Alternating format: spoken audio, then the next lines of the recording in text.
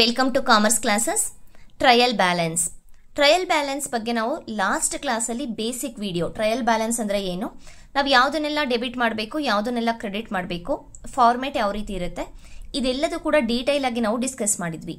Trial balance ಒಂದು topic ಏನಿದೆ ನಿಮಗೆ ಫಸ್ಟ್ PUC ಯಲ್ಲಿ ಹಾಗೆ BCom ಅಲ್ಲಿ ಕೂಡ ನಾವು ಫೈನಾನ್ಷಿಯಲ್ ಅಕೌಂಟಿಂಗಲ್ಲಿ ಕಲಿತಾ ಹೋಗ್ತೀವಿ. ಫಸ್ಟು ಇವತ್ತು ನಾನೊಂದು ಪ್ರಾಬ್ಲಮ್ನ ತಗೊಂಡಿದ್ದೀನಿ.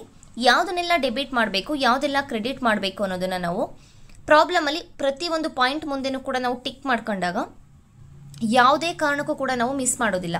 ಅಂದರೆ ಡೆಬಿಟ್ ಮಾಡೋವಂಥದ್ದನ್ನು ಕ್ರೆಡಿಟ್ ಮಾಡೋದಾಗಿರ್ಬೋದು, ಇಲ್ಲ ಈ ರೀತಿ ಮಿಸ್ ಆಗೋದಿಲ್ಲ. ಹಾಗಾಗಿ ಯಾವುದೆಲ್ಲ ಡೆಬಿಟು ಯಾವುದೆಲ್ಲ ಕ್ರೆಡಿಟು ಅಂತ ನೋಡ್ತಾ ಹೋಗೋಣ. ಅದಕ್ಕೂ ಮುಂಚೆ ನಾನು ಲಾಸ್ಟ್ ಕ್ಲಾಸಲ್ಲಿ ಹೇಳಿದ್ದೆ ಅಲ್ವಾ ನಿಮಗೆ ಯಾವುದೆಲ್ಲ ಡೆಬಿಟ್ ಮಾಡ್ತೀವಿ ಅಂತ. ಡೆಬಿಟ್ ಅಸೆಟ್ಸು ಆ್ಯಂಡ್ ಎಕ್ಸ್ಪೆನ್ಸಸ್, ಯಾವುದೇ ಅಸೆಟ್ಸ್ ಇರಲಿ ಇಲ್ಲ ಯಾವುದೇ ಎಕ್ಸ್ಪೆನ್ಸಸ್ ಅಥವಾ ಲಾಸಸ್ ಇರಲಿ ನಾವು ಅದನ್ನು ಡೆಬಿಟ್ ಮಾಡ್ತೀವಿ. ಎಲ್ಲ ಲಯಬಿಲಿಟೀಸ್ ಹಾಗೆ ಎಲ್ಲ ಇನ್ಕಮ್ಸನ್ನು ನಾವು ಕ್ರೆಡಿಟ್ ಮಾಡ್ತೀವಿ. ಅಸೆಟ್ಸ್ ಯಾವ್ಯಾವುದು, ಲಯಬಿಲಿಟೀಸ್ ಯಾವ್ಯಾವುದು, ಇದೆಲ್ಲದೂ ಕೂಡ ನಾವು ಲಾಸ್ಟ್ ಕ್ಲಾಸಲ್ಲಿ ಡಿಸ್ಕಸ್ ಮಾಡಿದ್ದೀವಿ. ಆ ವಿಡಿಯೋನ ಒಂದ್ಸಲ ಹೋಗಿ ಚೆಕ್ ಮಾಡಿ. ಕ್ಯಾಪಿಟಲ್, ಇಲ್ಲಿ ಕ್ಯಾಪಿಟಲ್ ಇದೆ ಅಲ್ವಾ, ಈ ಕ್ಯಾಪಿಟಲ್ ಡೆಬಿಟ್ ಸೈಡಲ್ಲಿ ಹಾಕ್ಬೇಕಾ ನಾವು ಕ್ರೆಡಿಟ್ ಸೈಡಲ್ಲಿ ಹಾಕ್ಬೇಕಾ? ಕ್ರೆಡಿಟ್ ಸೈಡ್ ಅನ್ನೋದಾದರೆ ಯಾಕೆ ಕ್ರೆಡಿಟ್ ಸೈಡಲ್ಲೇ ಹಾಕಬೇಕು? ಕ್ಯಾಪಿಟಲ್ ಆ್ಯಂಡ್ ಲಯಬಿಲಿಟೀಸ್ ಏನಿದೆ ಅದೆಲ್ಲದೂ ಕೂಡ ನಾವು ಕ್ರೆಡಿಟ್ ಸೈಡಲ್ಲಿ ತಗೊಳ್ತೀವಿ.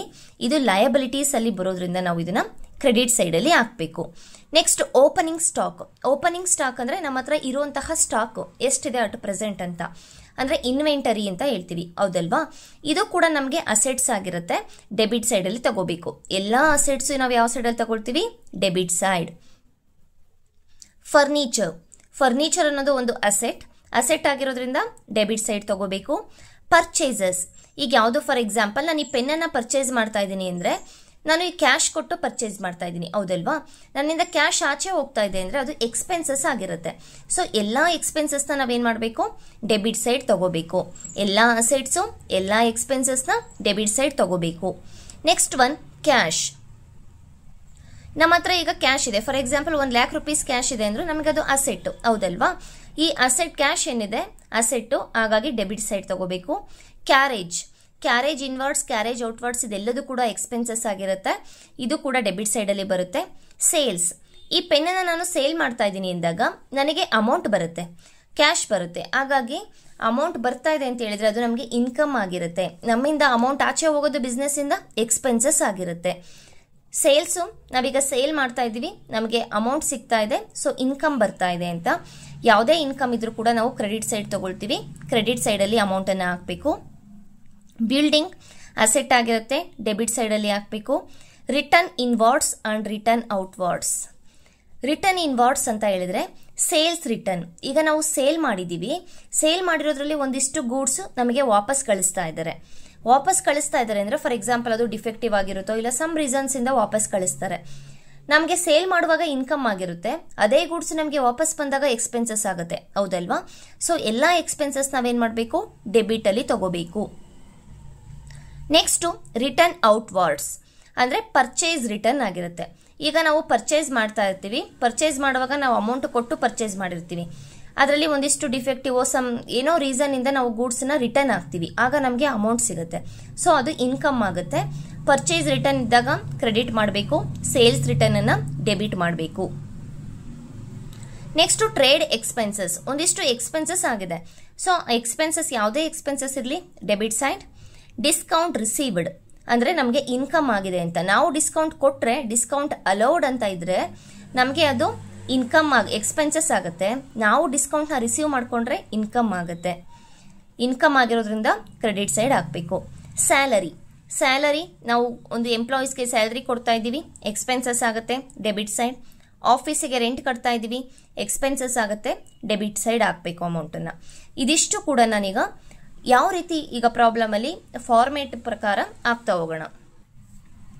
Solution. Trial balance as on question ಅಲ್ಲಿ ನಿಮಗೆ ಯಾವ್ದಾದ್ರು ಡೇಟ್ ಕೊಟ್ಟಿದ್ರೆ ಡೇಟನ್ನು ಹಾಕಬೇಕಾಗತ್ತೆ. Format serial number, list of items, debit amount, credit amount. Okay, serial number ಏನಿದೆ ನಿಮಗೆ ಕ್ವಶನ್ ಅಲ್ಲಿ ಏನು ಕೊಟ್ಟಿದ್ದಾರೆ ಅದಷ್ಟನ್ನು ಕೂಡ ಬರ್ಕೊಂಡು ಹೋಗಿ ಈ ಲೀಸ್ಟ್ ಆಫ್ ಐಟಮ್ ಕಾಲಮ್ ಅಲ್ಲಿ, ಹಾಗೆ ಸೀರಿಯಲ್ ನಂಬರ್ ಅಲ್ಲಿ 1 2 3 ಅಂತ ನಂಬರ್ ಕೊಟ್ಕೊಂಡು ಹೋಗಿ. ಅದಾದ ನಂತರ ನಾವು ಡೆಬಿಟ್ ಸೈಡ್ ಕ್ರೆಡಿಟ್ ಸೈಡ್ ಅಮೌಂಟನ್ನು ಹಾಕ್ತಾ ಹೋಗ್ಬೇಕಾಗುತ್ತೆ.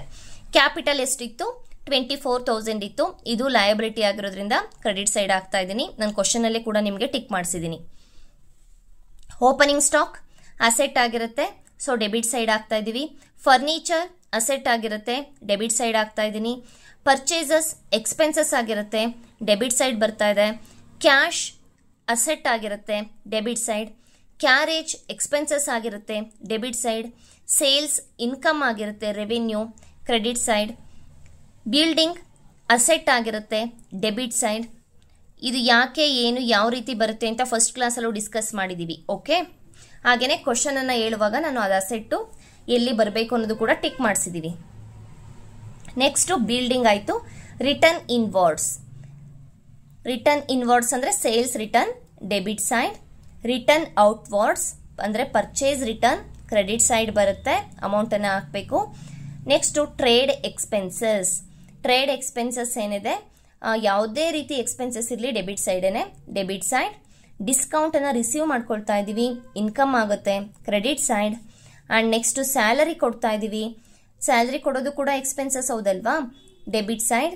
ಹಾಗೆ ಆಫೀಸ್ದು ರೆಂಟ್ ಕಟ್ತಾ ಇದ್ದೀವಿ, ಡೆಬಿಟ್ ಸೈಡ್ 2,270 ರೂಪೀಸ್. ಇದೆಲ್ಲ ಆದಮೇಲೆ ಟೋಟಲ್ ಮಾಡಬೇಕು. ಟೋಟಲ್ 47,828, 47,828. ಇದಿಷ್ಟು ಕೂಡ ನಿಮಗೆ ಟೋಟಲ್ ಎರಡು ಸೇಮ್ ಬಂದರೆ ಪ್ರಾಬ್ಲಮ್ ಸರಿ ಇದೆ ಅಂತ.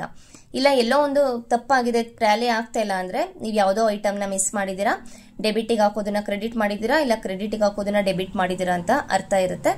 ಸೊ ನೀವು ಟೋಟಲ್ ಅಲ್ಲೇ ನಿಮಗೆ ಗೊತ್ತಾಗುತ್ತೆ ಪ್ರಾಬ್ಲಮ್ ಕರೆಕ್ಟ್ ಇದೆಯಾ ಇಲ್ವಾ ಅಂತ.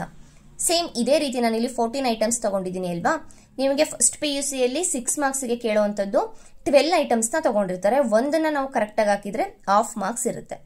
ಸೊ ನೀಟಾಗಿ ಕಾಲಮ್ಸ್ ಅನ್ನು ಹಾಕಿ ಬರೀರಿ. Serial number, list of items, debit amount, credit amount. ಇದಿಷ್ಟನ್ನ ಮಾಡಿದ್ರೆ ನಿಮಗೆ 6 ಮಾರ್ಕ್ಸ್ಗೆ ಫಸ್ಟ್ PU ಅಲ್ಲಿ ಇರೋದು. BCom ಆರ್ BBA ಸ್ಟೂಡೆಂಟ್ಸ್ಗೆ ಡಿಪೆಂಡ್ಸ್ ಅಪಾನ್ ಯೂನಿವರ್ಸಿಟಿ ಮೇಲೆ ಡಿಪೆಂಡ್ ಆಗಿರುತ್ತೆ. ಮೈಸೂರು ಯೂನಿವರ್ಸಿಟಿಯಲ್ಲಿ ಬೇರೆ ಮಾರ್ಕ್ಸ್ ಇರುತ್ತೆ, ಕುವೆಂಪು ಯೂನಿವರ್ಸಿಟಿಯಲ್ಲಿ ಬೇರೆ ಇರುತ್ತೆ, ಹಾಗೇನೆ ಬೆಂಗಳೂರು ಯೂನಿವರ್ಸಿಟಿಯಲ್ಲಿ ಬೇರೆ ಇರುತ್ತೆ. ಬಟ್ ಟಾಪಿಕ್ ಸೇಮ್ ಇರುತ್ತೆ.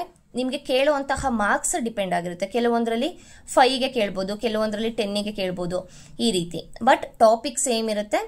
ಸೇಮ್ ಮೆಥಡನ್ನು ನಾವು ಯೂಸ್ ಮಾಡುವಂಥದ್ದು. ಇದಿಷ್ಟು ನಿಮಗೆ ಟ್ರಯಲ್ ಬ್ಯಾಲೆನ್ಸ್ ಮೇಲೆ ಪ್ರಾಬ್ಲಮ್ಮು. ಒಂದು ಬೇಸಿಕ್ ವಿಡಿಯೋ ಅಪ್ಲೋಡ್ ಆಗಿದೆ, ಒಂದು ಪ್ರಾಬ್ಲಮ್ ಅಪ್ಲೋಡ್ ಆಗಿದೆ, ಹಾಗೆ ಇದ್ರ ಮೇಲೂ ಕೂಡ ತುಂಬ ಪ್ರಾಬ್ಲಮ್ಸ್ ಅಪ್ಲೋಡ್ ಆಗಿದೆ. ಲಾಸ್ಟ್ ಇಯರಲ್ಲಿ ನಾವು ಕೂಡ ಅಪ್ಲೋಡ್ ಮಾಡಿದ್ದೀವಿ. ಹಾಗೆಯೇ ನಮ್ಮದು ಒಂದು ಇನ್ಸ್ಟಾ ಪೇಜ್ ಇದೆ, ಚಂದಿರಾ ಟ್ರೆಂಡಿ ಕಲೆಕ್ಷನ್ಸ್ ಅಂತ. ಅದರಲ್ಲಿ ನಿಮಗೆ 3 ಪೀಸ್ ಸೆಟ್ ಆಗಿರ್ಬೋದು, ಇಲ್ಲ ಕುರ್ತಾಸ್ ಆಗಿರ್ಬೋದು, ಕುರ್ತಾ ಸೆಟ್ ಆಗಿರ್ಬೋದು, ಹುಡುಗಿರಿಗೆ ತುಂಬ ಒಳ್ಳೊಳ್ಳೆ ಕಲೆಕ್ಷನ್ಸ್ ಇದೆ. ಹಾಗೆ ಕ್ವಾಲಿಟಿ ಕೂಡ ತುಂಬ ಚೆನ್ನಾಗಿರುತ್ತೆ. ಅದನ್ನು ಫಾಲೋ ಮಾಡಿಕೊಂಡು ಸಪೋರ್ಟ್ ಮಾಡಿ ಅಂತ ಕೇಳ್ತೀನಿ. Thank you.